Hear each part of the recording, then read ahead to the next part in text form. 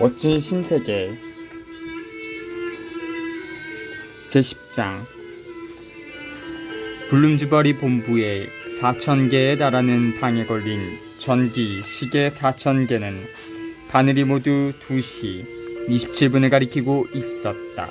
국장이 산업의 벌집이라고 즐겨 부르는 본부 건물은 일을 하는 소음으로 온통 시끄러웠다. 모든 사람이 바빴고 모든 과정이 질서정연하게 돌아갔다. 현미경 아래에서 정충들이 커다란 꼬리를 맹렬히 휘저으며 머리부터 쳐박고 난자 속으로 파고들었고 수정된 난자들이 자라면서 분열을 계속했다. 보카nov스키 처리를 거친 난자들은 발화를 하고 갈라져 수많은 태아가 됐다. 사회기능 설정실에서는 에스컬레이터들이 우르릉거리며 지하실로 내려갔고 지하실에서는 진홍빛 어둠 속에서 복막 위에 태아가 푹푹 찌는 듯한 열을 받으며 대용 혈액과 호르몬을 공급받고 점점 자라났다. 반면 독소가 주입된 태아들은 쇠약해졌어 발육이 중단된 엡실론들이 되었다. 나지막이 윙윙거리고 덜컹대는 선반들이 며칠 동안 한없이 반복되는 발달 단계를 거쳐 눈에 띄지 않을 정도로 기어가듯 느릿느릿 이동해 태아 숙성실로 들어가고 병에서 갓 나온 아기들은 공포와 경악의 첫 고함을 질렀다. 지하 2층 이하에서는 발전기들이 우릉우릉 돌아갔고 승강기가 바삐 오르락내리락 했다. 11층에 달하는 유아실은 어디를 가나 급식 시간이었다. 세밀하게 분류된 1800명의 유아들이 전으로 살균해서 그들에게 배당된 외분비액을 0.5리터씩 1800개의 병으로부터 동시에 빨아드는 중이었다. 유아실 위쪽으로는 중층이 10층에 걸친 공동 침실에서 아직도 오후에 잠이 필요할 정도로 어린 사내 아이들과 계집 아이들이 무의식 중에 위생과 사교생활, 계급의식, 그리고 아장아장 걷는 아이들의 성생활에 관한 최면 교육 강의를 듣느라 누구 못지않게 바빴다. 그보다 더 위쪽에는 놀이방이 마련되었어 날씨가 굳어 비가 내리면 좀 더 나이가 많은 900명의 아이들이 벽돌과 진흙, 빗기와 지퍼 찾기와 선정적인 놀이를 즐겼다. 웅성웅성, 웅성웅성. 벌집은 기쁨에 차서 분주히 웅성거렸다.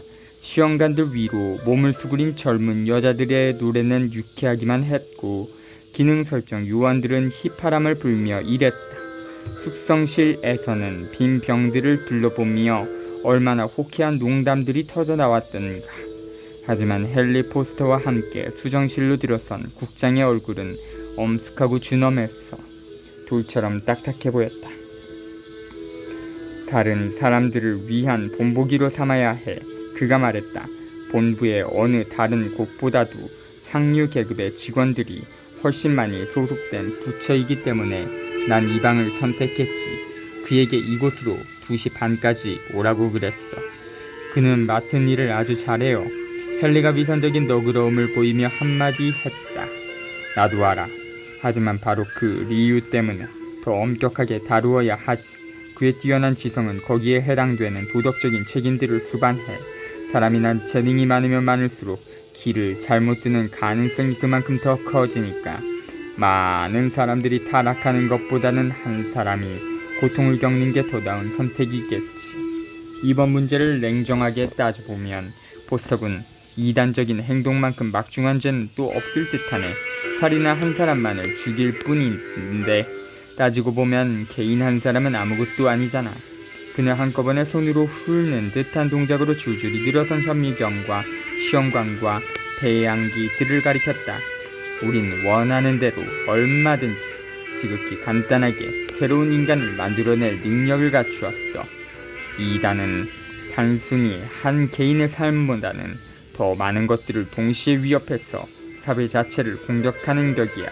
그래, 사회 자체를 말이야. 그가 되풀이해서 말했다. 아, 저 친구 이제야 오는군. 버나드가 방으로 들어와 줄줄이 늘어선 수정 개원들 사이로 그들을 향해 걸어왔다. 얇은 한 겹의 경쾌한 자신감으로 희미하게 가려 위장하려는 것 같았지만 그에게서는 초조한 분위기가 역력하게 풍겼다.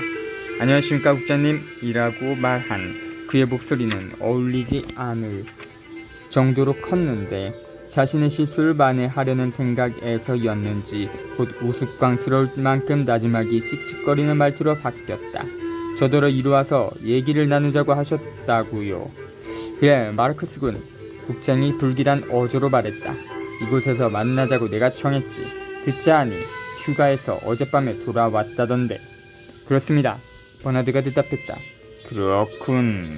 마지막 음절 쿤에서 구렁이처럼 꾸물거리는 말투로 국장이 확인했다. 그러더니 각장이 목청을 높여 신사승려 여러분 이라고 소리쳤다. 신사승려 여러분. 시험관들 위로 허리를 굽히고 일하던 여자들의 노래와 현미경 담당자들의 도치된 휘파람 소리가 갑자기 중단됐다. 신사승려 여러분. 국장이 다시 한번 되풀이해서 말했다. 이렇게 여러분의 일을 방해해서 미안합니다. 하지만 나에게는 고통스러운 의무가 있습니다. 사회의 안정과 안전이 위험에 처했으니까요. 그래요.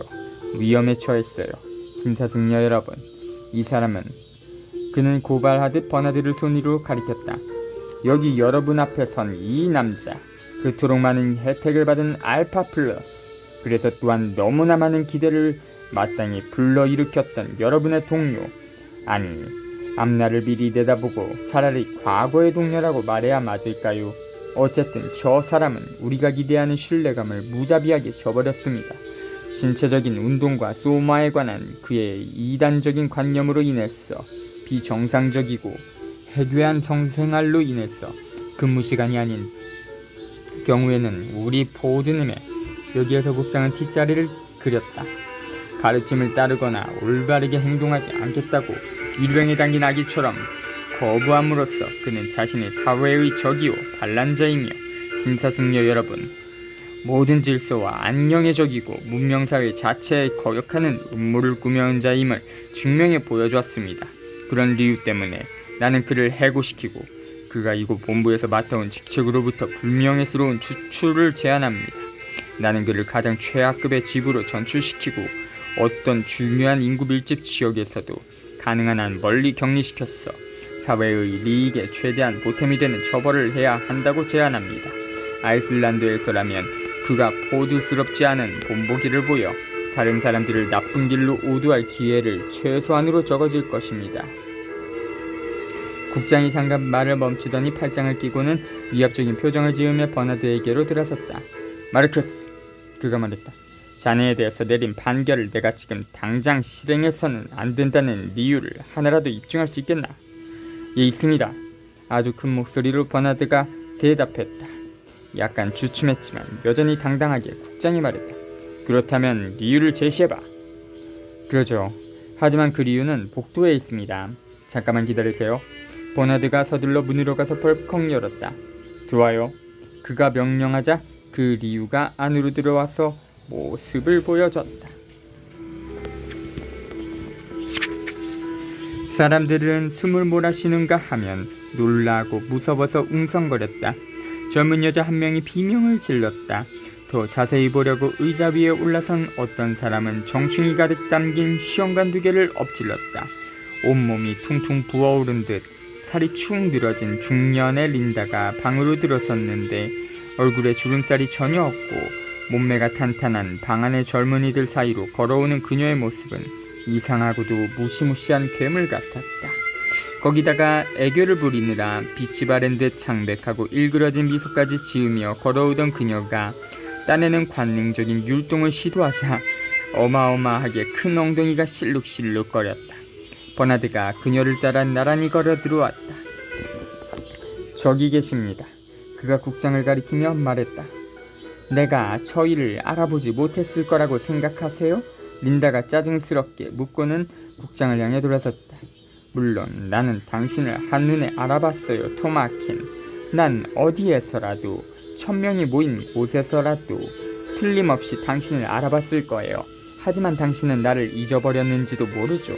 나를 기억하지 못하시나요? 기억을 못하시나요, 토마킨? 난 당신의 린다예요.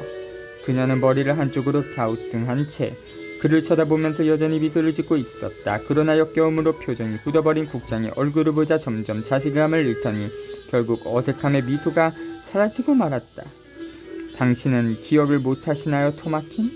그녀가 떨리는 목소리로 되풀이해서 물었다. 그녀의 눈에는 불안하고 고뇌에 찬 표정이 가득했다. 얼룩덜룩하고 축 늘어진 얼굴이 괴이하게 뒤틀려 심한 슬픔으로 일그러졌다. 토마킨! 그녀가 두 팔을 내밀었다. 누군가 뒤에서 킬킬거리기 시작했다.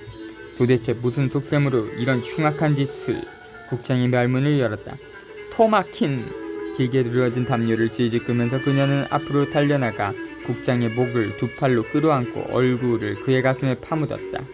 사방에서 요란한 웃음소리가 마구 터져 나왔다. 이런 흉측한 장난을 치는지 모르겠군. 국장이 소리쳤다.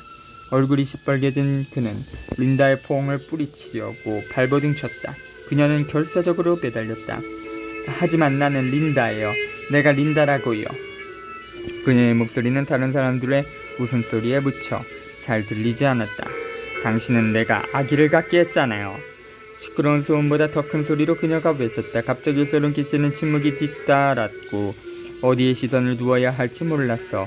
사람들의 눈이 거북하게 갈팡질팡했다. 국장은 갑자기 얼굴이 새파래지며 저항을 중단하고 그녀의 손목을 잡은 채 공포에 질려 여자를 빤히 내려다봤다. 그래요. 아기를 뵙고 그리고 난 그 아기의 엄마가 됐어요. 그녀는 격노한 침묵에 도전이라도 하듯 그 추잡한 말을 불쑥 던졌다. 그러더니 갑자기 그를 뿌리치고 떨어져 창피하고 또 창피했어. 두 손으로 얼굴을 가리고는 흐느껴 울었다. 그건 내 잘못이 아니었어요, 토마킨. 난 항상 세척을 했어요. 안 그랬나요? 안 그랬어요? 항상요. 어떻게 된 노릇인지 난 모르지만 얼마나 끔찍한 일이었는지 당신이 알았으면 좋겠어요, 토마키. 하지만 그 애가 어쨌든 나에게는 위안이 되었어요. 그녀는 문 쪽으로 돌아서며 존! 이라고 소리쳐 불렀다. 존! 존이 얼른 안으로 들어왔다. 그는 문 바로 안쪽에서 잠깐 멈췄다가 주위를 둘러본 다음 사슴 가죽신을 신은 발로 조심스럽고도 빠른 걸음으로 방을 가로질러 건너가 국장 앞에 무릎을 꿇고 또렷한 목소리로 말했다. 아버지! 아버지란 아이를 낳는 현상에 관련된 도덕적으로 부정한 요소와 혐오감을 일차적으로 배제한 의미이기 때문에 음탕하기보다는 차라리 그냥 추악하고 외설적이라기보다는 배설물처럼 더럽고 야비함을 뜻하는 어휘여서 존이 외친 더럽고 우스꽝스러운 어휘는 견디기 힘들 정도로 팽팽해졌던 긴장감을 크게 이완시켰다. 거의 발작적이라고 할 만큼 요란한 웃음이 터져나오더니 절대로 끝나지 않을 것처럼 이어지고 또 이어졌다. 아버지라니, 그것도 국장님더러 말이다. 아버지라니, 오 포드님시여, 오 포드님 앞소사. 그것은 정말로 너무나 믿어지지 않는 얘기였다. 환호성과 고함소리가 다시금 요란해졌다. 연들의 얼굴에 흐물흐물 일그러지기 직전이었고 눈물이 줄줄 흘러내렸다. 정충이 담긴 시험관이 6개 더 엎어졌다. 아버지라니. 당황하고 수치심과 고뇌에 빠진 국장은 창백해진 얼굴로 눈을 부라리며 주변 사람들을 노려봤다. 아버지라니. 수그러지려는 기미를 보이던 웃음소리가 더 요란하게 다시 한번 터져나왔다. 그는 두 손으로 귀를 막고 방에서 뛰쳐나갔다. 18